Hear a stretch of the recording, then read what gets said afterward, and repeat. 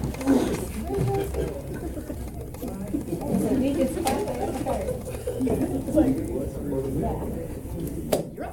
NCO Creed. No one is more professional than I am. I am a non-commissioned officer, a leader of soldiers. As a non-commissioned officer, I realize that I'm a member of a time-honored corps, which is known as the backbone of the Army.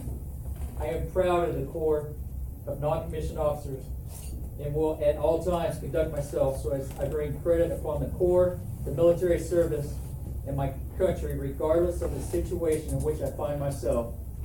I will not use my grade or position to attain pleasure, profit, or personal safety. Competence is my watchword. My two basic responsibilities will always be uppermost in my mind: accomplishment of my mission and the welfare of soldiers.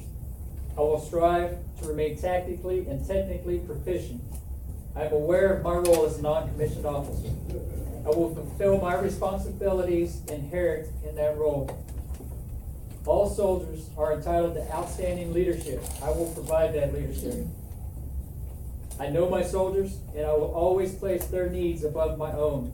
I will communicate consistently with my soldiers and never leave them uninformed. I will be fair and partial when recommending both rewards and punishment. Officers in my unit will have maximum time to accomplish their duties. They will not have to accomplish mine. I will earn their respect and confidence as well as that of my soldiers. I will be loyal to those with whom I serve, seniors, peers, and subordinates alike. I will exercise initiative by taking appropriate actions in the absence of orders. I will not compromise my integrity nor my moral courage. I will not forget, nor will I allow my comrades to forget that we are professionals, non-commissioned officers, leaders. The Secretary of the Army has reposed special trust, confidence in the patriotism, valor, fidelity, and professional excellence of Sergeant First Class Brenda G. Corbin.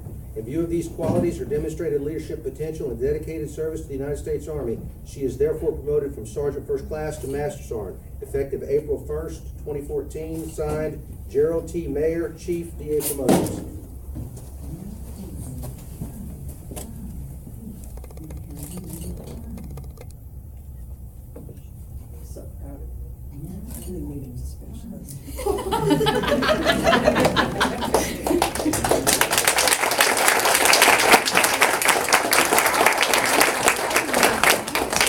Ladies and gentlemen, I present Master Sergeant Corbin.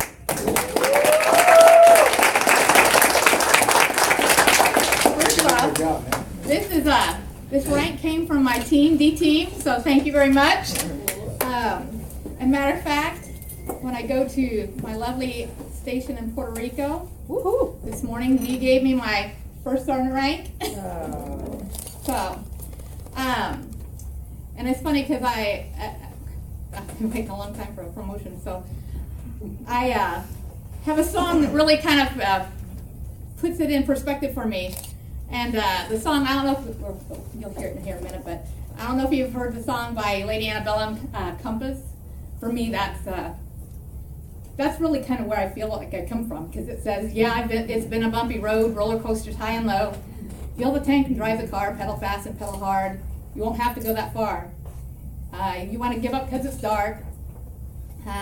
We're really not that far apart, and it's funny because there's a lot of times you kind of feel like it's time to give up, and it's really not that way, because I looked at it, and there have been so many times throughout the years that I felt like I was never going to get promoted. At the point, I was like, you need to be happy doing what you're doing. You're serving soldiers. You're taking care of soldiers. That's what you're meant to do. So, the rank on your chest isn't it's not what's important. Not that I don't appreciate it at this point, but we're very fortunate though along the way, because I had Master Sergeant Angela Johnson was really my first mentor, and it was so funny because he used to be, I was when I was at TPU, and he'd say, when I roll, you roll. Training was all about training and how to set it up and how to make sure it was successful and viable for all the soldiers. So he was really my first mentor. And then it was funny because along the same time he came along with Sergeant Harwood, Sergeant Major Thiel, and she was that example of that strong female leader that always tried to make sure that you recognize the strengths in soldiers and help develop those weaknesses. So then when the song goes on, it says, let your heart, sweetheart, be a compass when you're lost.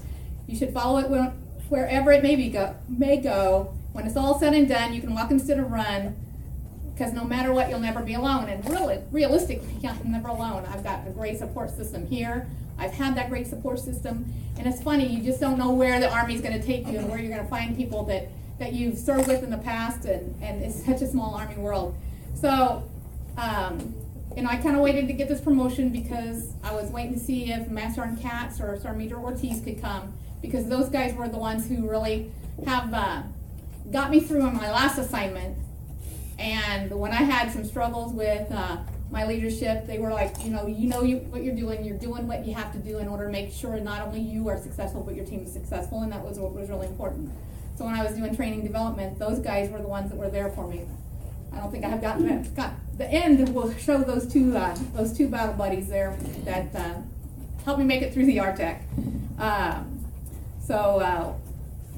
It says, we've got directions on the way. Don't close your eyes. Don't be afraid. We might be crazy late at night. Can't wait till you arrive. Follow the stars. You'll be all right.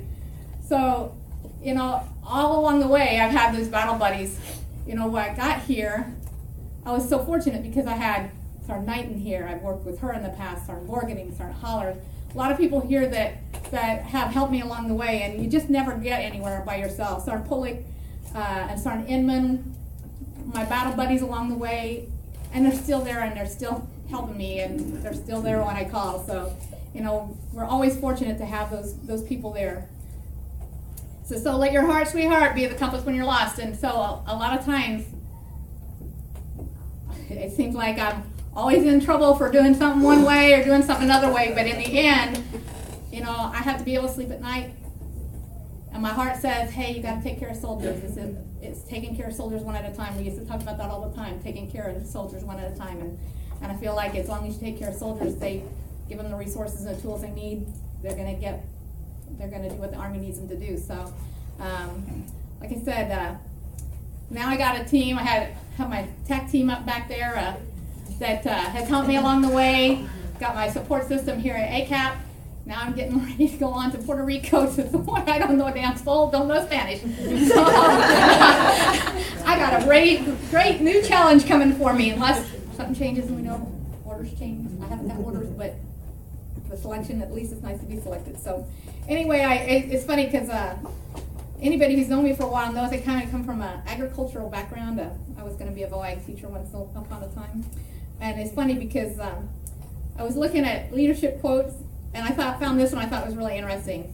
Then it's the leader's job to plow in the compost, take the failures and disappointments as lessons and use them as soil for new growth and new initiatives. Failures become opportunities for success. So that's kind of fits my personality, and that was the leadership quote I decided to share with you all. And those are my battle buddies who couldn't be here, and I appreciate you all coming here, and have a great day.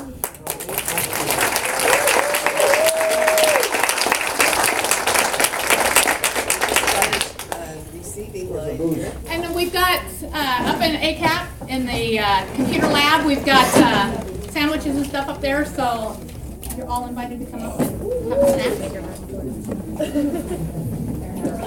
snack.